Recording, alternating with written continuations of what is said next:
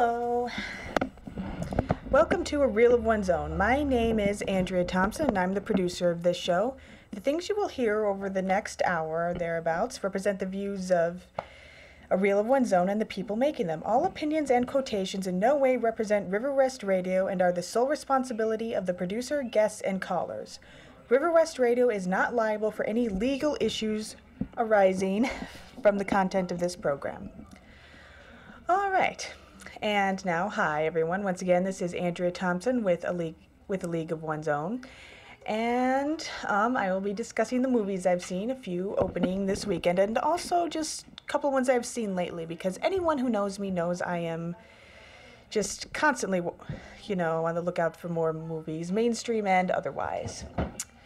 All right, so the first one that I want to get into is actually one that opened this weekend, very mainstream, and which is Skyfall, the latest James Bond movie. And before I start this review, I have to admit one thing. Skyfall is actually the first James Bond movie I've ever seen all the way through. The previous ones, I've seen clips of a few previous ones, few key certain parts, and I know I've seriously deprived myself both as a film lover and a critic. But that said, it's kind of similar to Star Wars, the Bond series is. And don't worry, I've seen Star Wars. But anyway, the Bond franchise is similar to Star Wars in that the conventions are so well known and have been lovingly and not so lovingly parodied so often that my previously mentioned Bond deprivation doesn't mean I can't get the joke, It's like I haven't really seen much of the original Star Trek series. Don't worry, I've seen a few episodes, but I still know that that's bad to be a red shirt when you go on an away mission. Anyway, back to Skyfall. What's wonderful about Skyfall, really, is the balancing act it pulls off. It acknowledges kind of how quaint and old-fashioned the very concept of James Bond is in today's society, when just, nerdy guys with laptops can cause, just as much havoc as the evil Bond villains of yesteryear, and they're not nearly as fun or watchable, generally. But this fact does not prevent Skyfall in any way from kind of gleefully embracing all of previously mentioned cliches with pizzazz. And it opens in some familiar territory. Bond, of course, played by Daniel Craig, who seems to have reinvented and revamped Bond, the character, for a new generation, same way Sean Connery defined the role. And his latest girl, Eve, they're off an exotic location where something of great value to MI6 has been stolen. And Bond, of course, pursues the bad guy and, actually gets into a fight with him on top of a train. But it's really a great credit to the film that something so familiar can actually feature some creative and downright jaw-dropping flourishes and sequences. But this fight actually doesn't end so well for Bond after M, the always wonderful to watch Judi Dench, actually orders Eve to take a risky shot that allows the bad guy and the info to get away, or the intel that the bad guy stole to get away, and Bond to apparently be killed. And after that happens, it kicks off one of the most glorious musical and visual credit sequences that serves as a kind of tribute to the character, which is only fitting since the first Bond film, Dr. No, came out in 1962, exactly 50 years ago. And I have to say, I've never enjoyed a credit sequence so much, and the song was sung by Adele, so always enjoyable. And of course, Bond survives the attack and decides to secretly retire to this peaceful, beautiful location with a woman to match. And it's a very charmed life that, bores him to death and drives him to drink. So when he hears of an attack on MI6 and M, you suspect that he returns to action without too much reluctance. But what he lacks in reluctance, he makes up for with instability. You'd think he'd be used to brushes with death, but it turns out the movie has actually decided to examine what can happen to a mind and body after years of espionage and all the secrets and loneliness and isolation that entails. And things only get more interesting when our villain is revealed. And Javier Bardem, if I butchered the name, apologize apologize. I'm pretty sure I'm pronouncing it right. He's once again paired with a great role and a bad haircut, and he plays the magnificently deranged Silva, a former spy who was apparently the golden boy before Bond, and with a fateful decision by M, actually played a major role in his journey to the dark side. So basically, he's a very twisted reflection of what Bond could have been and could still become. And because this villain, unlike the others, standard fare, he isn't out to destroy the world as much as Bond's world, in order basically to fulfill a personal vendetta against M and MI6. But the stakes do not feel smaller or less personal.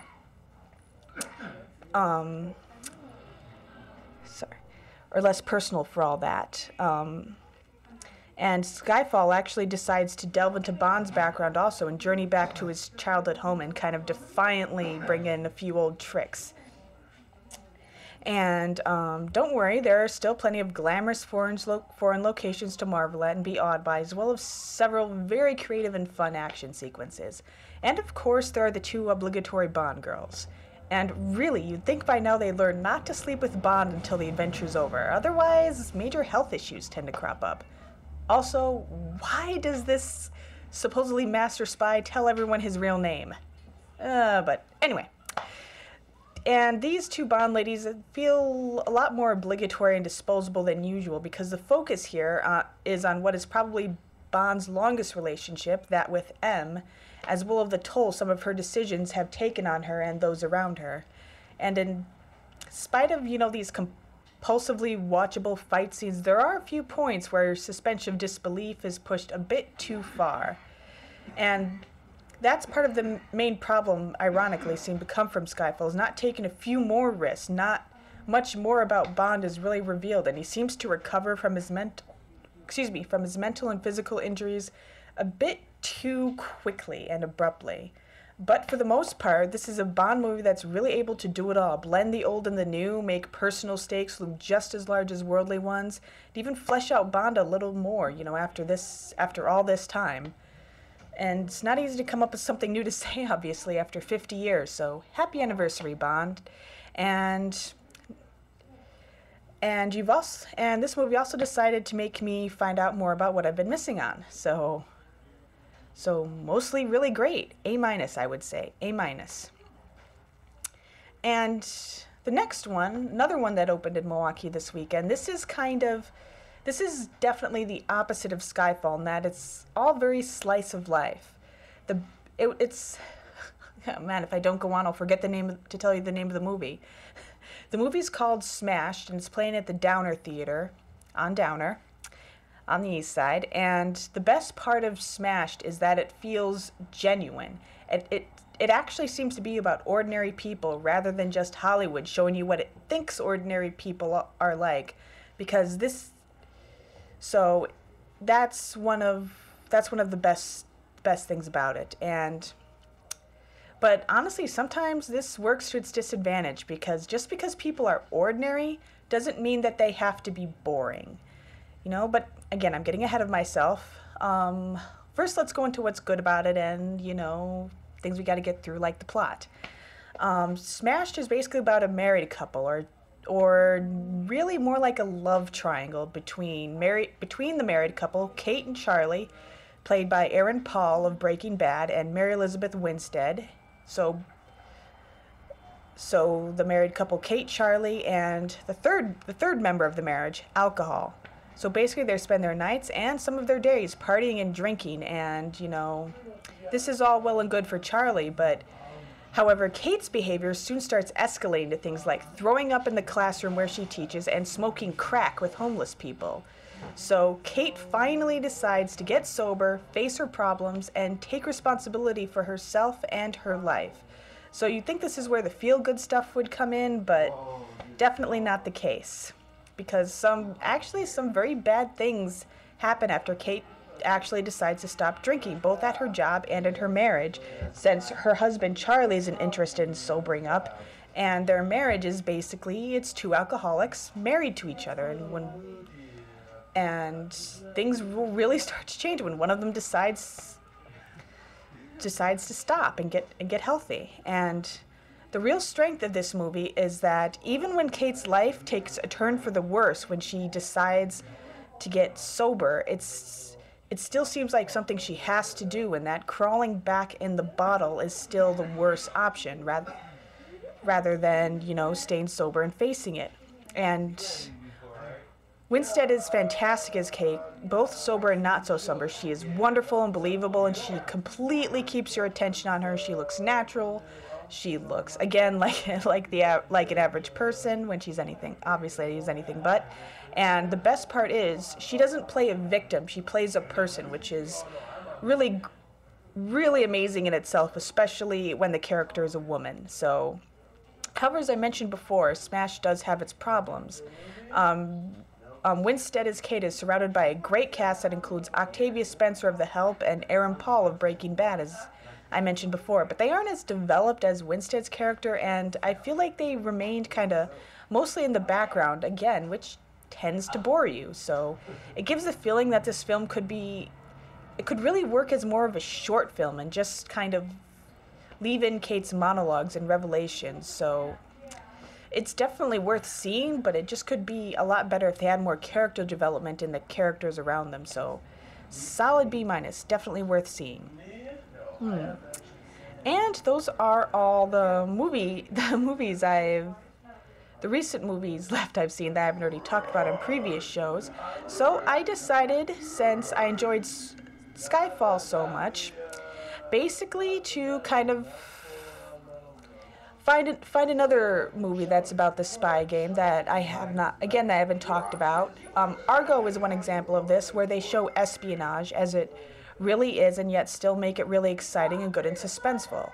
This movie that I'm going to talk about next is called Tinker Tailor Soldier Spy, also an espionage movie that is suspenseful, but in a completely different way than Argo. Focuses very much, it's very, very realistic, and because of that, some people will definitely not like it, because again, it feels dull, and you feel like this is what working in espionage is really like. So anyway, the plot is Tinker Tailor Soldier Spy. The plot is more complicated actually than the title makes it sound. It's basically a 1970s era Cold War espionage thriller with a, familiar story. An old spy is brought out of semi-retirement in order to find out which of his former colleagues is a traitor who's passing along secrets to the Russians. And this is based on the novel by John Le Carre, who worked with British intelligence in the 1950s and 1960s, and obviously, this was a time when James Bond really got started, and it's both anti-James Bond and anti-nostalgia movie, because both London, it also goes to other locations, but both London and its communist counterparts are depicted as very bleak, very colorless, drab environs, and the characters kind of match their settings, and those characters who do play the actors are really first-rate, with a cast that includes Colin Firth, Tom Hardy, John Hurt, and Gary Oldman, who plays the lead guy, George Smiley, who is kind of forced into retirement after a disastrous operation results in the loss of an agent and an international incident. So, however, he is, like I said before, they start suspecting that a mole has infiltrated British intelligence, and Smiley is charged with finding him. So to that end, he gathers a small team and proceeds very careful, realistic, and cerebral probe of his former colleagues. And Gary Oldman, fantastic actor. He disappears into almost in every role I've seen him in. Anyway, he plays Smiley as a man really not noticeable, that you never would see smile, very ordinary looking, and he very much blends into the background. So he's a man you would be very tempted to underestimate, and that would be your mistake, because by the end, he proves those qualities not only make him much more formidable an opponent, because when he finally decides to pounce, it means you will never see him coming unless you want him to. And the plot, how he goes about this, it's very complicated and a bit dense, and second viewing may be required, but The payoff is definitely worth it, and it's even more interesting when you find out the real events it's based on. So again, if you see Skyfall and that gets you into a mood to see something that's more realistic and more cerebral, definitely see Tinker Tailor Soldier Spy. It's kind of like spy versus spies would kind of be a tagline I'd put on it. And my other ones that I've decided to review have really nothing to do with the movies I've said previously. I just was kind of looking through my list of all the movies I've seen and what to talk about. And I realized, the pattern is coming back where there's two movies about mall cops or about, two romantic comedies with the same plot. It's gotten to be much more of that, or two stop motion picture movies like Frank and We Mean Paranorman coming out at the same time. And I recalled two movies like that, once again, evidence of the same phenomenon that came out a couple of years ago. Well, not a couple of years ago, very recently. People decided they needed two Snow White movies at the same time. Snow White and the Huntsman and Mirror, Mirror. And I will start off with compare these two movies and why I kind of wasn't too fond of either of them, interestingly enough. I will start off with the one that is less crappy, Mirror, Mirror. Now, the first thing I heard when I went to see it with my boyfriend, and the first thing I heard when the credits rolled was, wow, what a safe, ambitious movie. And in spite of my love of words, I couldn't find a better way to put it myself. Anyway, Mirror, Mirror's retelling of the Snow White movie. It begins as the Wicked Queen, played by Julia Roberts, narrates the story of Snow White, poking fun at her name and fairy tale narrative. And it's a very sarcastic, playful narration that sets the tone for what's to come and kind of raises your hopes, only to dash them later. And the story starts out you find out in that flashback, 10 years ago, Snow White's father, the king, after recently marrying the queen, rode off to battle an evil that had invaded the land and was never seen again. And Snow White, played by Lily Collins, is now 18, and her stepmother, the queen, again played by Julia Roberts, basically keeps her confined to her room. And when Snow White ventures outside the palace, she sees the devastation, of course, brought onto the villagers due to the queen's taxes, which she mainly uses to fund her extravagant parties.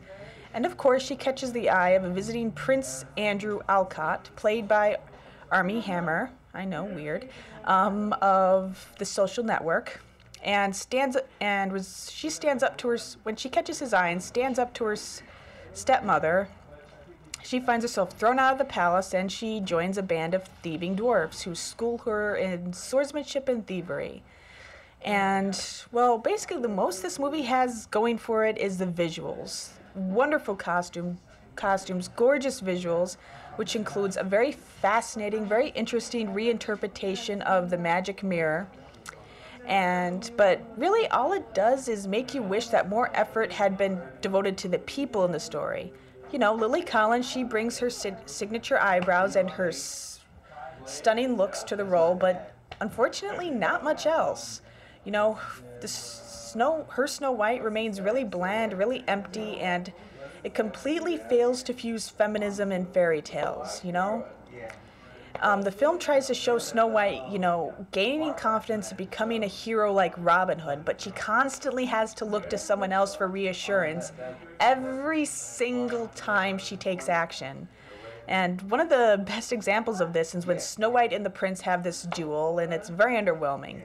I know they have to keep it tame for the PG rating, but that doesn't mean they couldn't have a little more fun with it. Throw in some adult jokes, to keep the grown-ups interested. And Snow White, she isn't even shown to be a really formidable opponent because the prince is kind of able to mockingly predict and counter, her every move. So it kind of follows a similar dissonance in what the movie advocates and what actually happens. Snow White constantly says she can handle things herself, as do a few other characters, but she's constantly having to be rescued from danger and assisted by others. So, sorry, honey, but if you really want to be as independent as you say, you'd better start actually doing things on your own rather than trying to have your cake and eat it too. The only person who really seems to be having fun is Julia Roberts, who brings this really fun sense of deliciously catty wickedness to the Queen. And Julia Roberts, she looks like an actress on the stage surrounded by amateurs, which kind of only serves to highlight the movie's flaws. But it's so bland and uninteresting that you still can't call it offensive either, which kind of upsets me, because you can see kind of with just a few tweaks, it could have been something like Beauty and the Beast, this fun fusion of kind of fable and female empowerment, because Beauty and the Beast is something. Okay, I should stop before I start taking over the entire show with all that I find wonderful about that movie. And again, but Mirror Mirror, it's kind of just passable, average, and forgettable. So I was really hoping that Snow White and the Huntsman, which is the next movie I'm going to discuss, could do it better. And they did, but that's not much of an accomplishment considering this, what I was comparing it to. So, okay, Snow White and the Huntsman. It's better than Mirror Mirror, but wouldn't have taken much, and this isn't really special either. But it's got a few things in common, obviously, and not just because they're both a retelling of the Snow White. This one's much. Snow White and the Huntsman is much darker and grittier, and like Mirror Mirror, the best element here is the villain, played by Charlize Theron. Her Wicked Queen Ravenna actually has a history and character development, and basically she meets and marries Snow White's recently widowed father, then quickly kills him and takes over the kingdom. This doesn't bode well for anyone because the residents become poor and desperate as a result of her tyranny, and the land quickly becomes lifeless and barren. And meanwhile, Snow White is locked into a tower as a child and forgotten for a number of years, and as an adult, she's of course played by Kristen Stewart. Anyway. When she becomes a young woman, she escapes into the dark forest, and the huntsman, played by Thor's Chris Hemsworth, is dispatched to track her down. Of course, he opts instead to take her to safety, where her very handsome childhood friend William just happens to be part of the resistance and set out to find her once he hears that she's alive. And of course, this results in a love triangle that feels more like a cynical ploy to get more of Kristen Stewart's Twilight fans into the theater. At least with Twilight, people believed in it enough to pick teams. This just feels like, again, a cynical marketing ploy.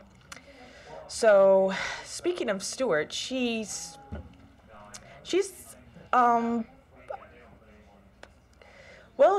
has a lot to prove here, and namely that she can play something other than the helpless, wilting, violent Bella Swan of Twilight, that it's basically the source of her greatest success and criticism. So a lot of the movie depends on her. It's as much about her and her image as it is about the fairy tale, and she doesn't really rise to the challenge. And so, of course, as a result, Snow White you don't really care that much. And if a vehicle like this can't bring out the fire in Kristen Stewart, then at least we'll always have Jennifer Lawrence to give us a heroine worth rooting for, because Jennifer Lawrence in The Hunger Games is one franchise you don't have to feel guilty about enjoying, and doesn't really dumb it down for its fans. Anyway, as I mentioned before, but on to the good things. Charlize Theron does not disappoint as the villainous queen. And for her, the queen is actually somewhat sympathetic, yet still very enjoyably evil and watchable villain. And not just because of her looks, who has been twisted by both the wrongs that were done to her and the one she's done to herself and inflicted on herself. Oh, and by the way, Kristen Stewart, take notes. This is called acting. Okay, anyway. She's both formidable and she's very impossible to take your eyes off of, whether she disposes of her enemies with with magic or just with old-fashioned hand-to-hand combat. And the effects are wonderful and really complement the story, but again, it really doesn't help that the story gets bogged down and uneven. And some of the lines that were supposed to feel inspiring feel unnecessary, and the big speeches leave me wanting more, and the battle feels too rushed after all the build-up. And again, this is mostly because of Stewart, in that she doesn't have a compelling presence like Jennifer Lawrence does in The Hunger Games. She does not have that presence. She does not, in this movie, she just doesn't have the power to inspire. When she puts on the armor, she looks like she's playing dress up. She just doesn't rise to the occasion. Okay, breathing. I hope that my Anton Christian Stewart prejudice doesn't interfere with this review, but I honestly wanted to watch a good movie, so I was hoping she would surprise me, even though I didn't think she did. And, like I said, she didn't, so... Anyway. It's not completely her fault, because the movie also occasionally tries too hard. Because just in the first 5 minutes, it's mentioned that Snow White's mother wants a child who's beautiful, yet also as strong as the rose blooming in the frost. And the resulting child, Snow White, it said, is also admired as much for her spirit as for her looks. And yes, we all know that the fairy tale didn't give a crap about her spirit, her only looks, and she was only here to be rescued. So please, people, just rein it in and move on, because when you do, the movie experience is generally actually enjoyable. So good effects and excellent performance by Charlize Theron with okay story. So I would say it's about a B-. Okay. Now to get myself even more agitated with my next one. I just felt very stupid, watching those previous two movies. So I opted for something a little bit more serious and timely. A documentary called The Queen of Versailles.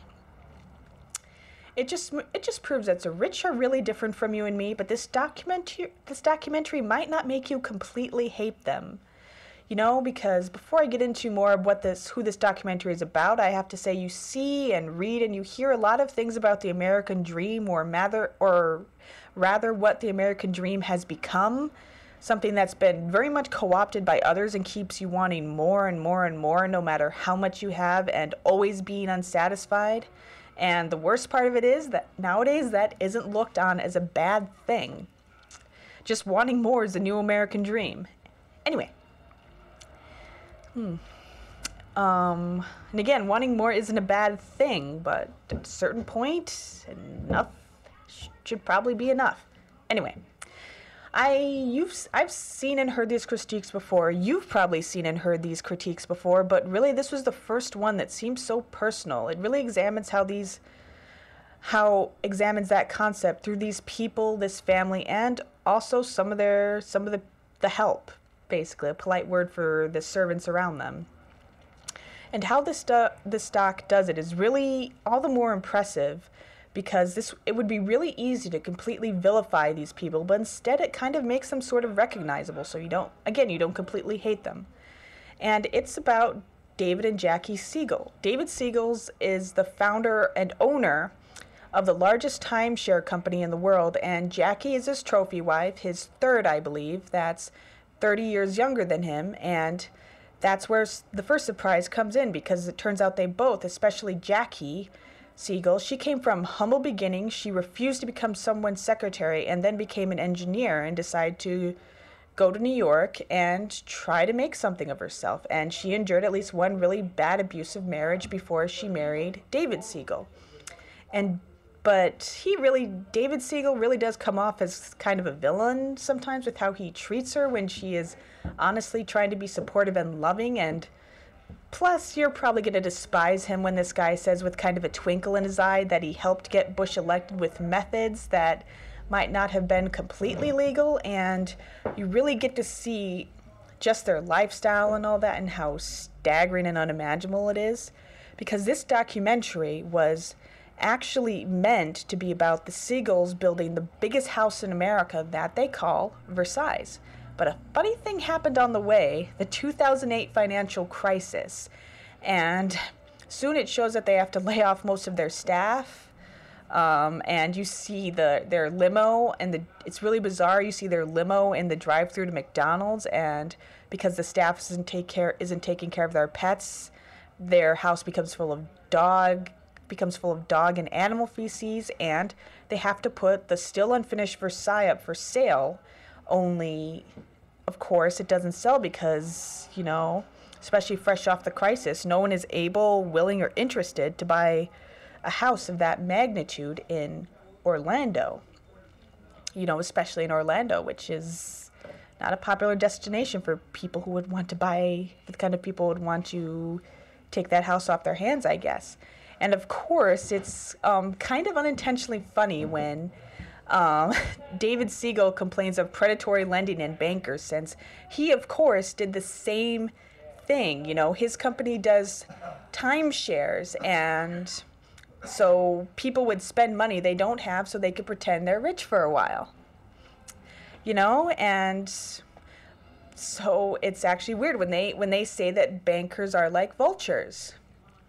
But one of the more fascinating characters, actually, I wish they'd put more attention on her and maybe make the documentary about her, is Jackie's niece, who's ironically and interestingly enough, whose name I can't remember, sadly.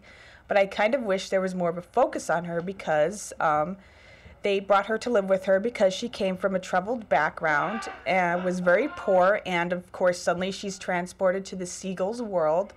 So some of the other kids mentioned that they became better people if she talked about her experiences. So she came from being dirt poor to living with the family of a billionaire. So really interesting. But the most interesting, she said, that kind of summed up the predicament we as a people and a country are in, basically, was when this girl said when she was poor, she said she would see rich people with all they had, and she said, if I had that, I know I would be happy. She said, if I had all those things those rich people did, I know I would be happy. But she said, now that I'm here, now that I'm one of those rich people, when you actually get there, you keep wanting more and more and more. So if that isn't food for thought, I don't know what is. And it kind of sums up their predicament really well. And again, it would be really easy to completely vilify these people. But like I said, they don't. They really just, put, of course, a lot of this documentary was probably manipulated for the cameras and all that. And there's a lawsuit that alleges just that they kind of took a few creative liberties with the footage, but anyway, again, this is a documentary that I would really recommend seeing, and just for the basic commentary, that it would be decided and that it would inspire, and maybe perhaps a little bit of outrage too. So, okay, The Queen of Versailles. See it. It's definitely worth seeing. And another one that I want to discuss after that, to kind of take a completely different tack, is Ruby Sparks. This was a really interesting movie that I didn't feel was really promoted very well because basically they were trying to make it seem like it was basically just kind of a magical, quirky little rom-com, and it's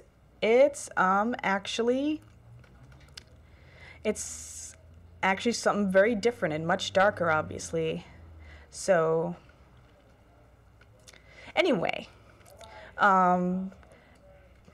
basically Ruby Sparks is kind of about, let me start off. It's about a familiar concept, that of the idealized perfect woman whose sole purpose is to provide enjoyment for the man who created her, and that kind of goes back a couple thousand years to the Pygmalion, where, am I pronouncing that right? Pygmalion, where a young sculptor who despises women nevertheless falls in love with the statue of a woman he carves, and after he prays to Venus to bring her to life, The goddess, of course, answers his prayers, and the couple supposedly lives happily ever after.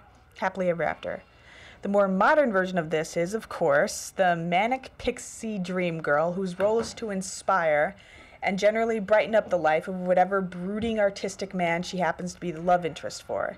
And it's a relatively recent term, but we all know this girl, and it's, again, has its roots in earlier myth, films, stories, etc. The quirks that make her more cute, accompanied by a free-spirited playfulness and no desire to have a life beyond cheering up our sheltered, wealthy, apathetic love interests. Think Garden State and other movies like that. Ruby Sparks, it basically takes this concept and runs wild with it, kind of, trampling and subverting it with kind of both humor and a touch of darkness until it really reveals its fangs in the third act. And our brooding artist in this case is writer Calvin, a high school dropout who nevertheless managed to write a novel that was hailed as a masterpiece at the age of 19. But in the 10 years since its publication, he's found himself unable to write a thing and has isolated himself from everyone with his brother Harry as his sole friend. He, tries to get a dog, think it'll help him to make friends, but doesn't work.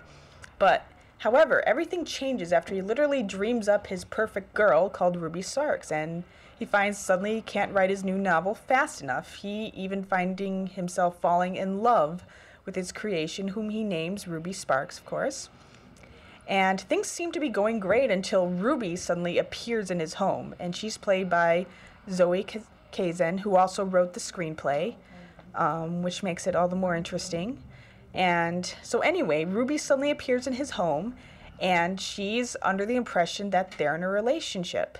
And at first, Calvin understandably doubts his own sanity until he discovers that it is somehow actually happening. So basically, happy, free-spirited, artsy relationship montage soon ensues, and they both seem perfect for each other, but pretty soon, of course, the cracks start to appear, especially after Calvin discovers that he can make Ruby do anything he wants by literally typing it up on his typewriter. Yes, this jerk, he actually has a typewriter. And of course, he mentions Catcher in the Rye as one of his favorite books. Again, how can I hate a book I have never read, but I hate that one, and I know I'm going to have to read it. Anyway, Calvin, of course, vows not to write about Ruby again, of course, until she starts acting like her own person with thoughts and desires and independent of him, like an actual person. So basically, this leads to some humorous, but also increasingly darker developments that culminate in a very painful emotional climax that it'll really make you want to look away. Its genius basically lies in the fact that there's no nudity, no blood, no physical blows struck. It's just the raw power of the darkest impulses of Calvin's deepest, darkest impulses basically unleashed. That's all it is. The violence is really all emotional, and it'll make you want to look away. But I kind of describe Calvin as, do I describe him as flawed? Because that seems too kind a word. From the film's first moments, he reveals himself as basically this child of privilege with all the opportunities to go with it, none of which he shows any appreciation for, because, let me ask, has anyone ever walked up to you and asked you to write a screenplay? Listening? Yeah, I didn't think so, me neither. And furthermore, almost everyone he meets bends over backward to make him happy, reassure him that he's a genius, and yet he pretty much dismisses every single one of them. He's also a control freak that seems to be incapable of viewing any girlfriend as an equal. In other words, this is not another movie about a misunderstood artistic outcast. I mean, there's a reason his brother Harry is the only one who will accept his company. And yet I still think very highly of this movie, of Ruby Sparks, because unlike other films that, focus on the art world, it doesn't claim that Calvin or those like him are admirable, and it isn't trying to hide Calvin's flaws. It kind of represents a reversal of sorts. Calvin is despicable, while Harry, who actually has a regular job and works in the business world, is the loving husband who serves as kind of a moral center and advisor. So at least by the end, Calvin kind of seems to have learned a few lessons and become a better person. And although I guess there was nowhere to go but up, and I really wish it could have ended with him staked in the heart with his own copy of Catcher in the Rye. But I guess one can't have everything. Ugh. Anyway, on to the next. I kind of wanted to end on a lighter note. Tim Burton flick that at least looked good, but which I felt to... I'm sorry to leave you on a sour note, but I'm afraid I not only disliked this movie, I really didn't like this movie. Tim Burton, where did you go wrong? What happened? Anyway, name of this movie, Dark Shadows. And again, I don't know what went wrong. It's from Tim Burton, and he had his favorite pets in the movie, Johnny Depp and Helena Bonham Carter. All the elements that are just his specialty, a potentially sympathetic monster, lots of bloody carnage and romance, and the screenplay also featured Seth Grahame-Smith, author of Pride and Prejudice and Zombies, and Abraham Lincoln, Vampire Hunter, which I also hated. Anyway, now I'm going to have to review that one on this show. I've talked about it a few times, haven't I? Anyway, but Dark Shadows looked like someone took all the surface elements of a Tim Burton film without his special touch that allow all those elements I mentioned to not only mix well, but also to create this kind of visual and emotional spectacle. So the monster in this case is Barnabas Collins, played by, who else? Johnny Depp, who travels with his family from England, part of a wealthy family who travels from England to Maine. The town that grows around the fishing industry they start is named Collinsport, and when he breaks off an affair with a servant named Angelique, played by Eva Green, who turns out to be a witch, she kills his family and his fiancée, Josette, and puts a curse on Barnabas that turns him into a vampire and seals him inside a coffin until he is released in the year 1972. Hell hath no fury, apparently. Whoops, profanity. My apologies, everyone.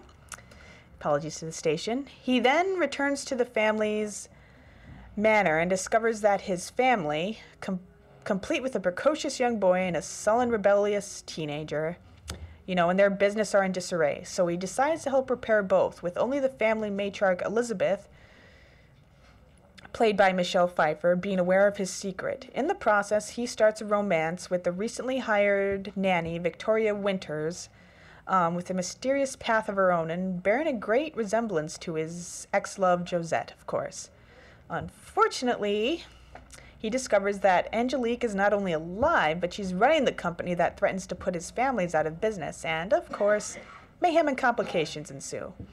And this should be a cakewalk for Burton, and Depp does have fun playing Barnabas, and, he's the misunderstood outcast that is his specialty, and the movie just seems unable to balance the brutal killing scenes with the romance and dark humor, so as a result, Barnabas isn't funny or sympathetic, like in this one scene when he philosophizes with a bunch of hippies then kills them all. Not funny, and he was able to do that so well in Sweeney Todd, so just seems bizarre to me. So this results in Angelique, the woman born to be nothing but a family servant that builds a rival company, almost being the more sympathetic character. But really, the movie doesn't allow that. She really tries her best, but the result is the kind of cartoonish, pathetic villain you only find in B movies, and she's just not enjoyable at all. And this kind of, it really uses the setting well and all that, I suppose, but again, and good costumes, but again, that's one of the only things going for it. So while I'm normally hesitant to call a movie anti-woman, this movie really, really seems to have a problem with them. Like, the matriarch shows that she knows her place in the first scene, and Angelique's only goal in life seems to get Barnabas to love her. She even proposes combining their companies, and pretty much any woman who wants anything more than a kiss from Barnabas, she's not only a villain, she's brutally murdered. And not by villains or anything, or or anything like that. They're, spoiler alert, they are murdered by Barnabas himself, which makes him even more unsympathetic. And, of course, that brings us to our love interest, Barnabas's love interest, Victoria. She and Depp have no chemistry whatsoever, mainly because they hardly spend any time together. Oh, one sec, everyone.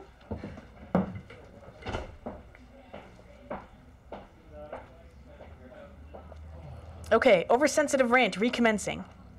Again, no chemistry because they don't really spend any time together, and she spends most of the film just looking sweet and pure, and she isn't even present at the climax, which features surprises that are barely even hinted at, which kind of robs them of any impact they might have had. It felt like they were trying to squeeze a couple seasons into, like, of the show that it was based on, into, like, one movie or even one scene, which is really weird.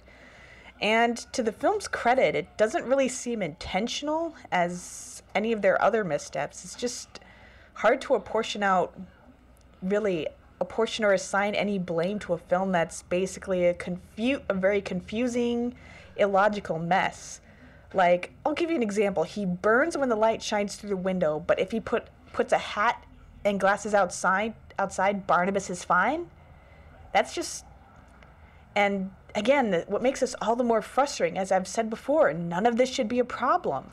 Balancing dark humor, bloody scenes, and romance, it's kind of Tim Burton's trademark. It's what he did so well in Sweeney Todd, just to name the most recent example, and many others. So this film is basically an insult on almost every level and to almost every viewer who sees it. So save your money and just rent your favorite Tim Burton movie from a better time, you know?